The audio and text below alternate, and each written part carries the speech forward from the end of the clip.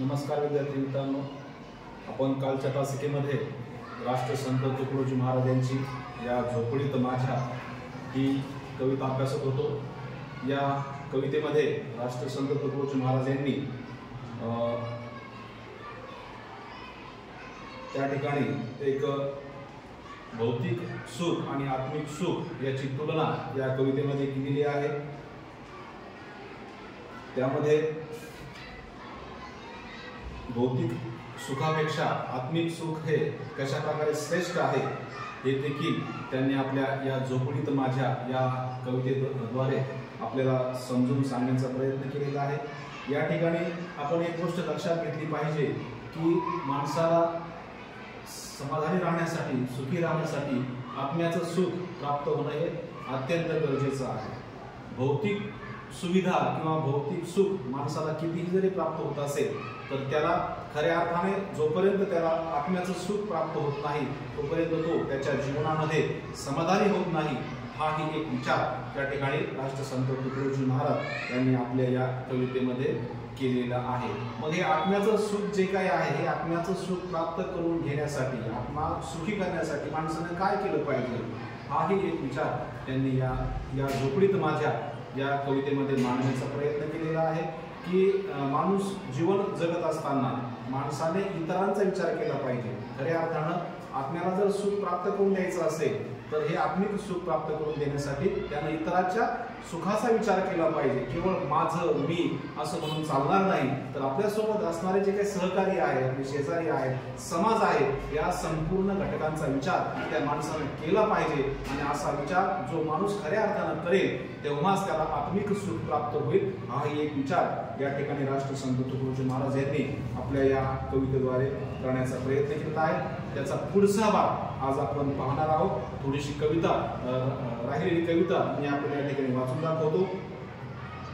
जाता त्या महाला मज्जाव शब्द आला, जाता त्या महाला मज्जाव शब्द आला, भीतीनं यावयाला या झोपडीत माझ्या। महालात चोर गेले, महालात चोर गेले, चोरून द्रव्य नेले, ऐसे कधी न झाले या झोपडीत माझ्या। पहारे आणि तिजोऱ्या, पहारे आणि तिजोऱ्या, त्यातून होती चोऱ्या, दारास नाही दोऱ्या या झोपडीत माझ्या। महाली सुखे पुनाही, महाली सुखे पुनाही, चिंता सदैव राही, झोपेत रात्र जाई या झोपडीत माझ्या। येता तरी सुखे या, जाता तरी सुखे जा, कोणावरी न बोजा या झोपडीत माझ्या। चित्तात अन्य रामा, शब्दी उदंड प्रेमा, चित्तात अन्य रामा, शब्दी उदंड प्रेमा, येती कधी न कामा या झोपडीत माझ्या। पाहोनी सौख्य माझे, पाहोनी सौख्य माझे, देवेंद्र तोही लाजे, शांती सदा विराजे या झोपडीत माझ्या। वाडे महाल राणे, वाडे महाल राणे, केले अनंत जाणे, तो राहतो सुखाने या झोपडीत माझ्या।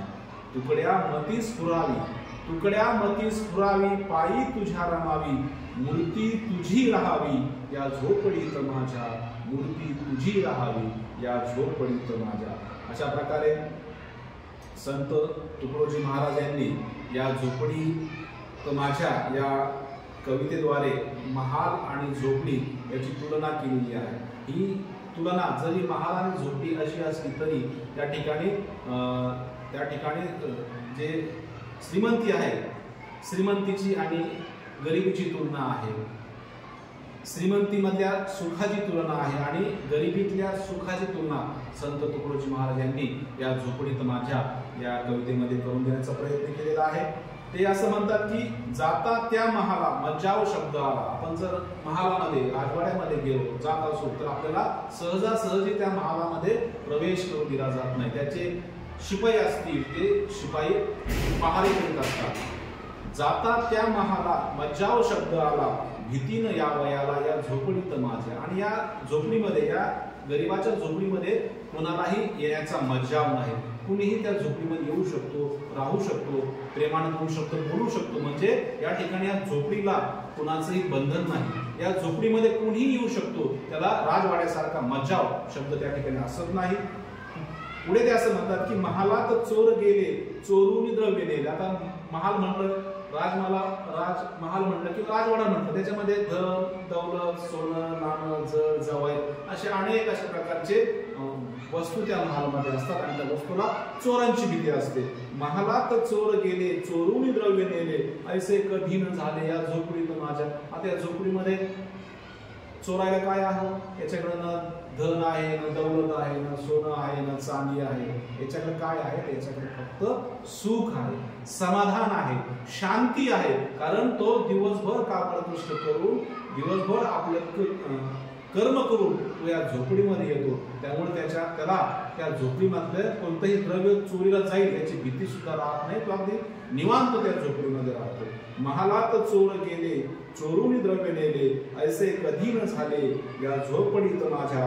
पुढे ते असं म्हणतात की पहाऱ्या आणि तुजोऱ्या त्यातून होती चोऱ्या दारास नाही दोऱ्या या झोपडीत माझ्या. आता या झोपडीमध्ये जर काही नाहीच, धन नाही दौलत नाही, तर त्या झोपडीला न दरवाजाची गरज आहे न त्या दरवाजाला दोऱ्याची गरज आहे. कारण त्या झोपडीमध्ये काहीच नाही. आणि ज्या काही गोष्टी त्या झोपडीमध्ये आहेत त्या झोपडीमध्ये सुख आहे, शांती आहे, समाधान आहे, याची चोरी होऊ शकत नाही. सुख शांती समाधान हे कोणीही चोरून नेऊ शकत नाही. तसे धनवान लोकांना आपले धन चोरी जाण्याची भीती असते, श्रीमंत लोकांना आपले श्रीमंती चोरी जाण्याची भीती असते.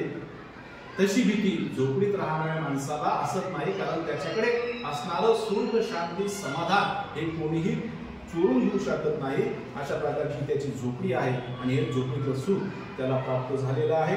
महाली सुखे कुणाही चिंता सदैव राही झोपेत रात्र जाई या झोपडीत माझ्या. आज जरी आपण असं म्हणतो की महालामध्ये प्रचंड धन आहे दौलत आहे त्याला सुख प्राप्त होत असेल महालात राहणाऱ्या माणसाला, परंतु तसं होत नाही. कारण त्या महालामध्ये सुखाबरोबरच महालाच्या धनाबरोबर त्याला चिंता देखील प्राप्त झालेली असते. हे राज्य टिकेल का?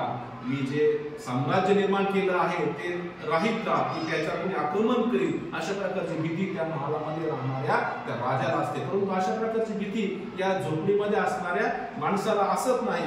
त्याची जी रात्र आहे ती रात्र झोपेल शांत झोपेमध्ये रात्र त्याची निघून जाते. त्याला कोणत्याही प्रकारची भीती असत नाही. ते पुढे असं म्हणतात की चित्तात अन्य रामा शब्दी उदंड प्रेमा येती कधी न कामा या झोपडीत माझ्या. कारण माझ्या चित्तामध्ये सदैव राम आहे, प्रभूचं नाम आहे, नामस्मरण आहे आणि हे असल्यामुळे मला कोणत्याही प्रकारची चिंता नाही असंही देखील तुकडोजी महाराज या ठिकाणी म्हणतात. ते पुढे असं म्हणतात की पाहुणे सौख्य माझे. सौख्य म्हणजे ऐश्वर, पाहुणे सौख्य माझे देवेंद्र तोही लाजे. म्हणजे देवादिदेव जो देवेंद्र आहे तो सुद्धा माझं सुख माझं समाधान पाहून लाजतो. कारण हे माझ्या झोपडीमध्ये असणारं जे काही सुख आहे, माझ्या झोपडीमध्ये असणारं जे काही समाधान आहे, हे सुख आणि समाधान त्या देवाच्या देवाला म्हणजे इंद्राला देखील प्राप्त होत नाही, प्राप्त झालं नाही. पाहुणे सौख्य माझे देवेंद्र तोही लाजे शांती सदा विराजे या झोपडीत माझ्या. कारण या झोपडीमध्ये सदैव शांतताच आहे. कुठलीही प्रकारची चिंता नाही, काळजी नाही, भीती नाही, सदैव शांतता या झोपडीमध्ये आहे. पाहुणी सौख्य माझे देवेंद्र तोही लाजे शांती सदा विराजे या झोपडीत माझ्या. वाडे महाल राणे. आता हे जे काही वाडे आहे, जे महाल आहे, जे इमारती आहे, माडे महाल राणे केले अनंत ज्याने याची निर्मिती केलेली आहे. असं आपण म्हणतो की ही संपूर्ण सृष्टीची निर्मिती ईश्वराने केलेली आहे. एक शक्ती आहे, त्या शक्तीने या संपूर्ण सृष्टीची निर्मिती केलेली आहे. वाडे महाल राणे केले अनंत जाणे तो राहतो सुखाने या झोपडीत माझा. तो सुद्धा की ज्याने या सृष्टीची निर्मिती केलेली आहे तो सुद्धा माझ्या या झोपडीमध्ये अगदी सुखाने राहत असतो. खरा जो काय ईश्वर जो काय हा खरा ईश्वर हा माझ्या झोपडीमध्ये अतिशय सुखाने राहत असतो. ते पुढे असं म्हणतात की तुकड्या मती स्फुरावी पायी तुझ्या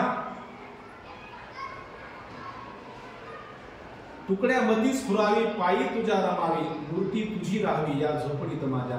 शेवटी तुकडोजी महाराज असं म्हणतात की मला फक्त हेच अपेक्षित आहे की माझी मती म्हणजे माझी बुद्धी ही केवळ तुझं नामस्मरण करण्यामध्येच खर्च व्हावी.